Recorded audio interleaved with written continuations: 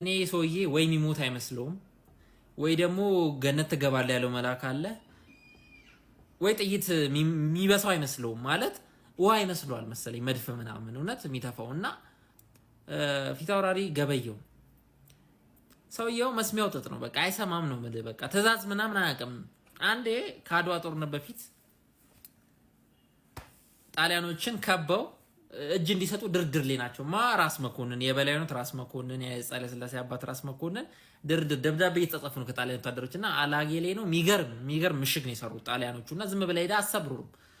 ጅላስ አይተና ነው የተባለ ውጊያ ምናምን እንዳከፍቱ ድርድር ላይ ነው ዝም ብለ ሰልል ነገር ነው ተብሎ ነው የተላከው።